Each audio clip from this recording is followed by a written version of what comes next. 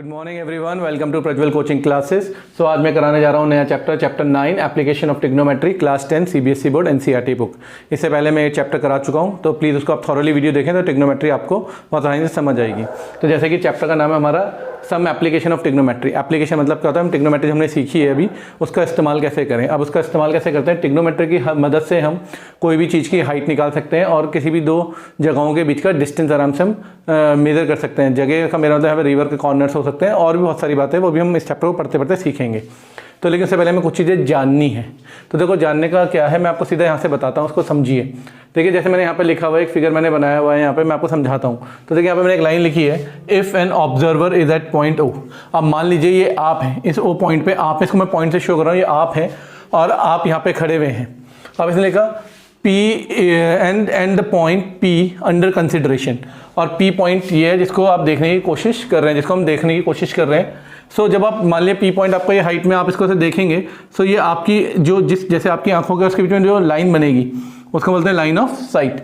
सो ये आपकी line of site बन गई। इतना क्लियर है? तो अब आपको ये समझना पड़ेगा, इसको हम बोलते हैं line of site. So OP is called the line of site हो गई ऑफ द पॉइंट P।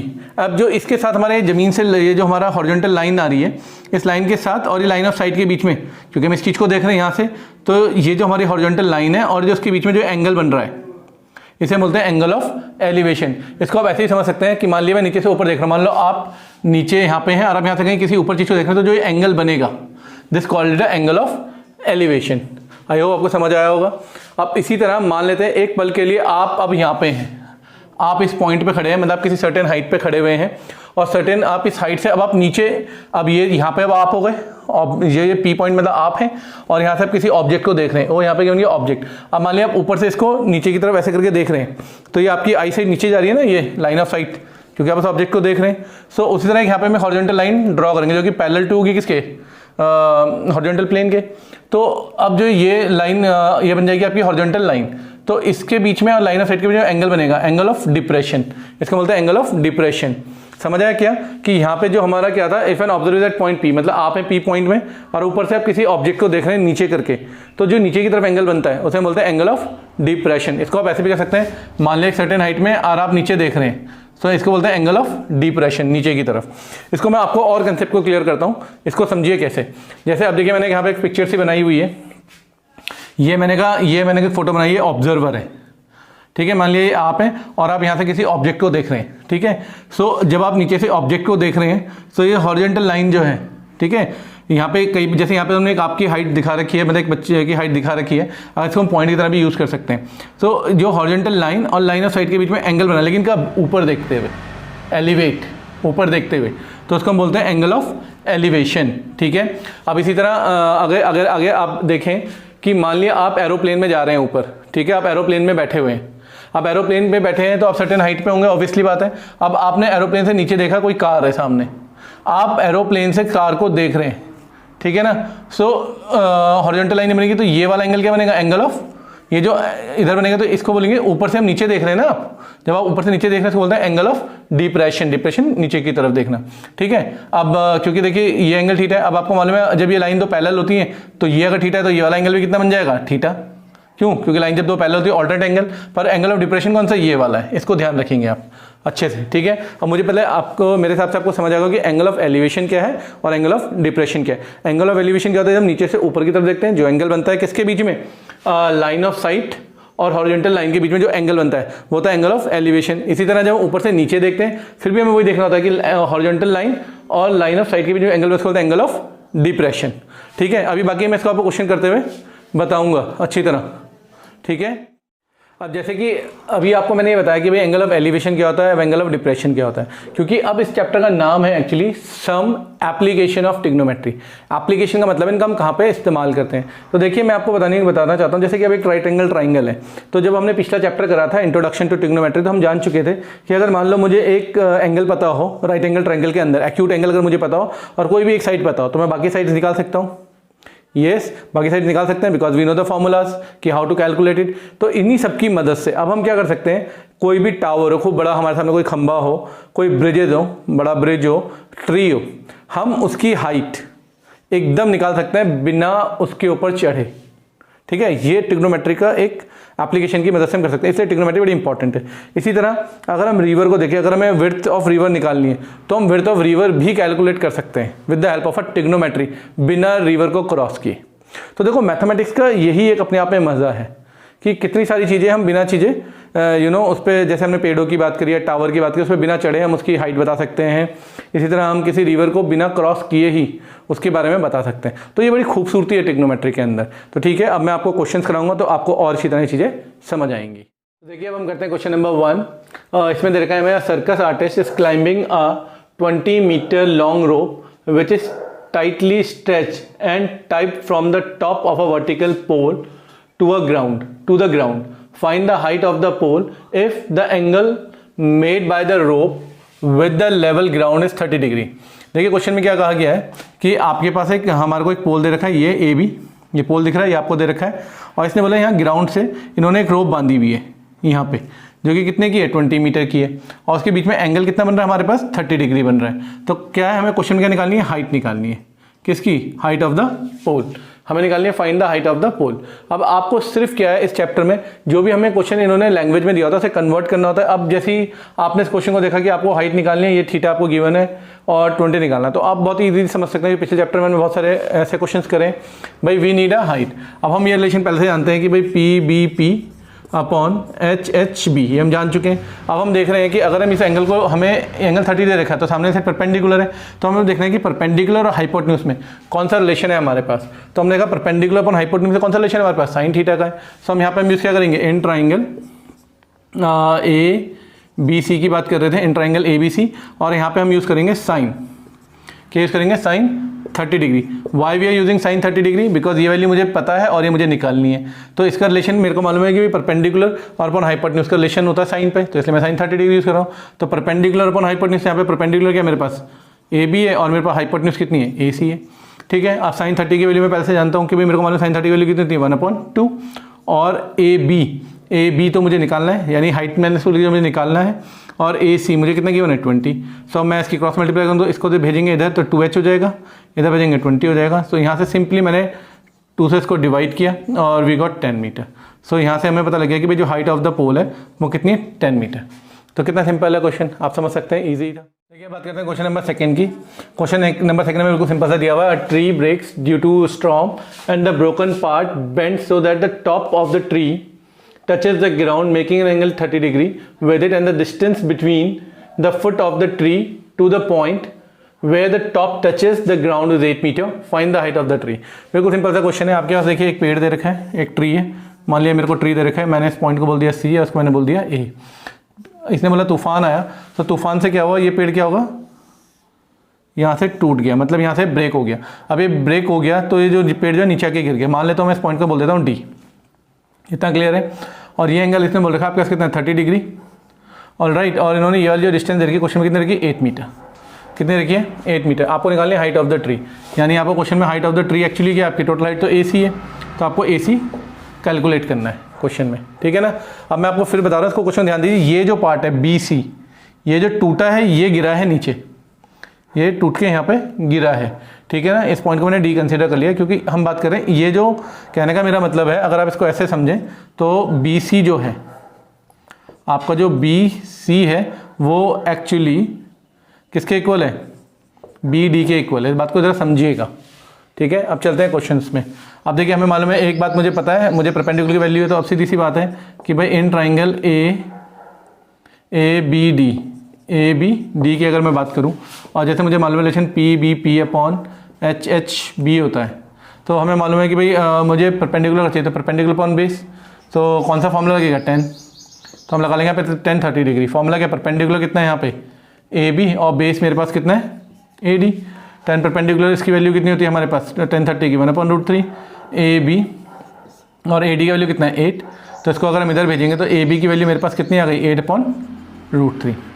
कोई कन्फ्यूज़न नहीं है। अब देखिए मुझे ये वाली वैल्यू पता लग गई कितनी है, 8/√3। अब मुझे निकालनी है ये वाली बी डी की वैल्यू।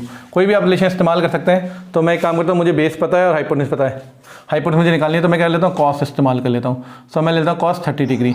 कॉस 30 डिग्री के हिसाब से आपको हमारा फॉर्मूला क्या था, बेस अपॉन हाइपोटेन्यूज।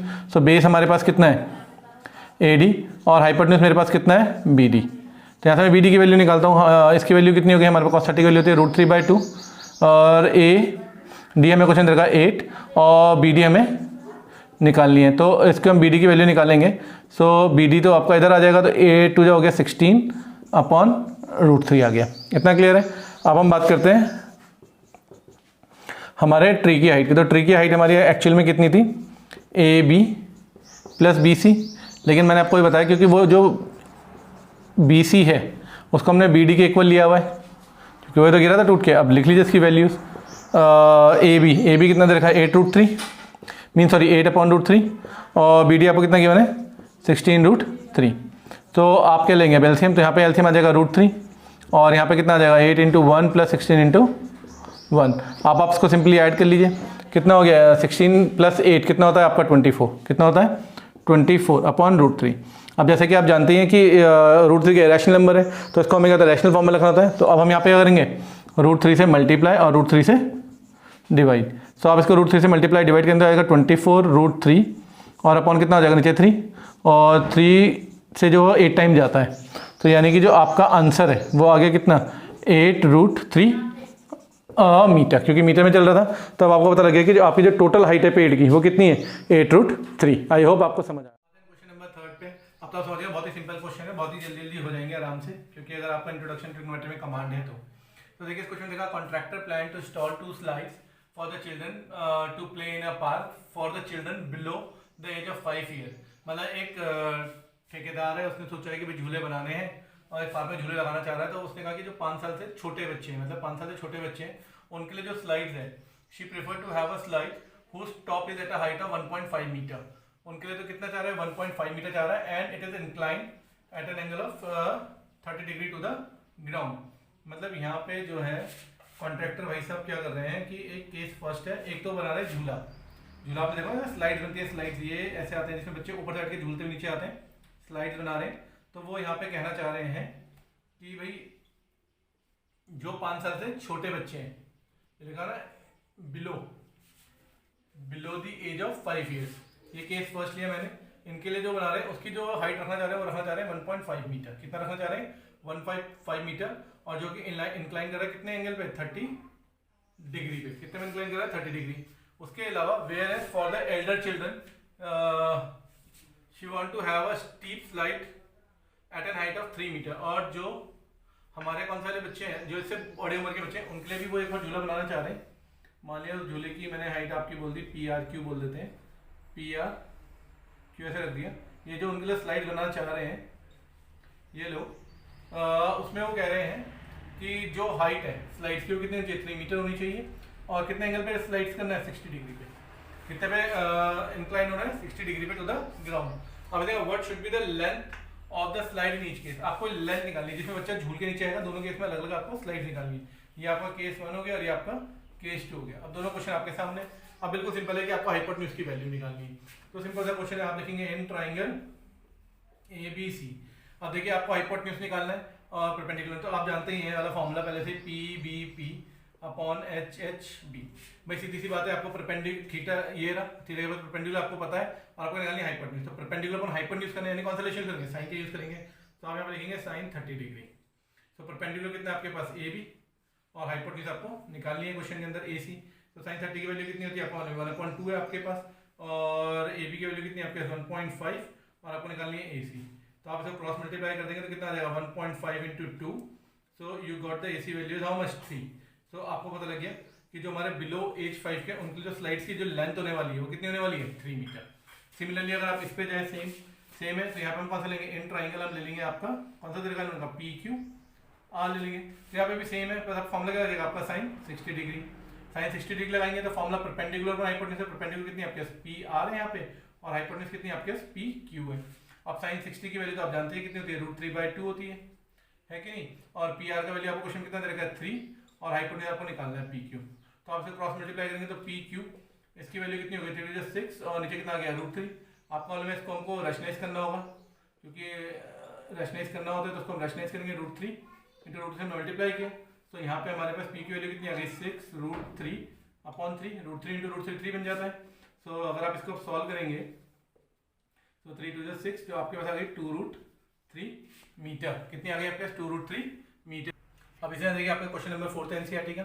इसमें लिखा था angle of elevation of the top of a tower from the point on the ground which is 30 metre away from the foot of the tower is 30 degree.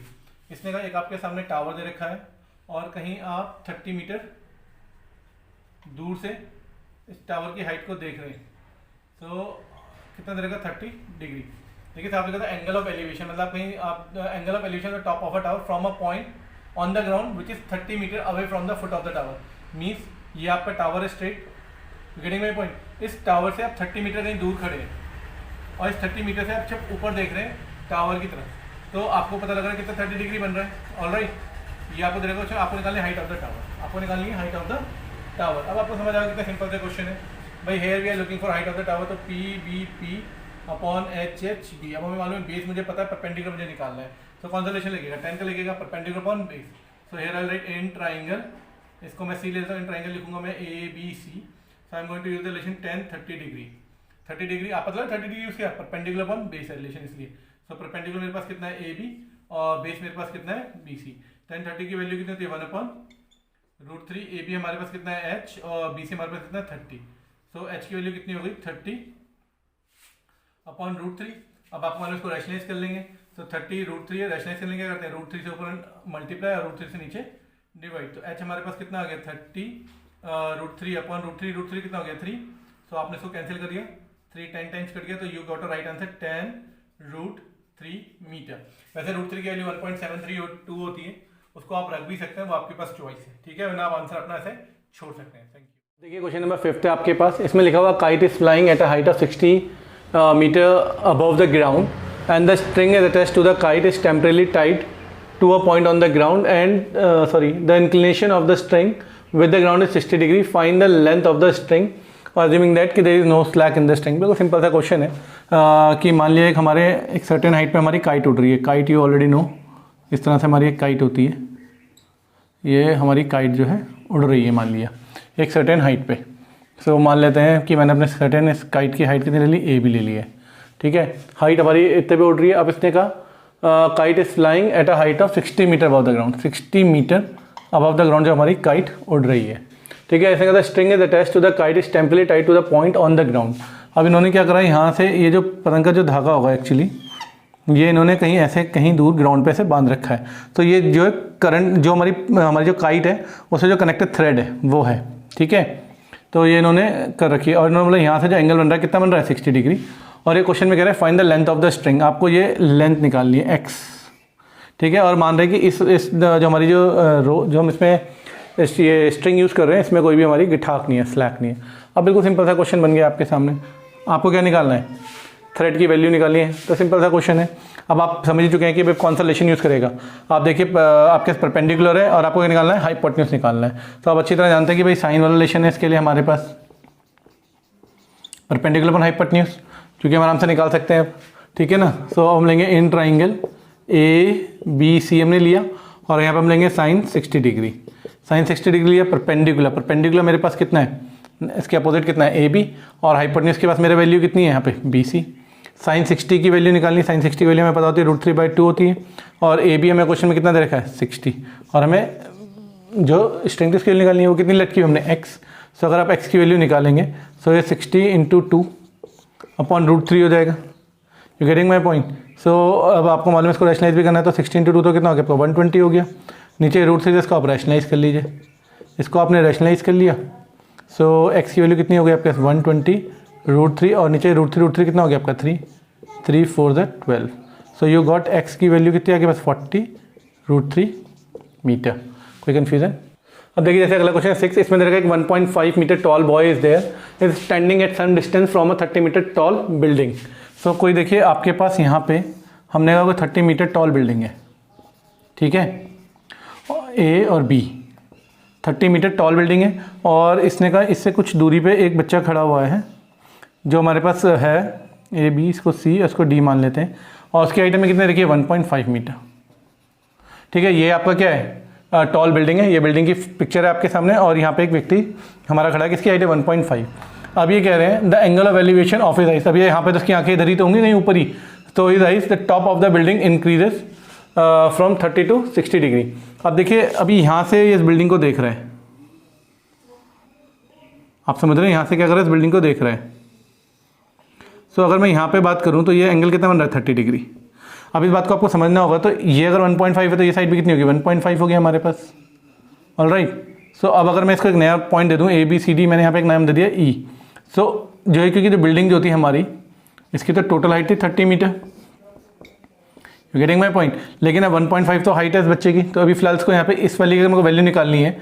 सो 30 से मैं 1.5 minus करूँगा, कितनी हो जाएगी, 28.5 metre, ये वाली लेंथ। ओके, अब वो क्वेश्चन में कह रहा है कि 30 से 60 डिग्री चेंज हुआ as he walk towards the building. अब वो बिल्डिंग की तरफ चला, मान लिया, अब वो यहाँ से E से मान लिया F पॉइंट पे आ गया। अब उसने कहा यहाँ से इसने बिल्डिंग का एंगल ऑफ एलिवेशन देखा, सो ये कितना बन रहा है, 60 डिग्री।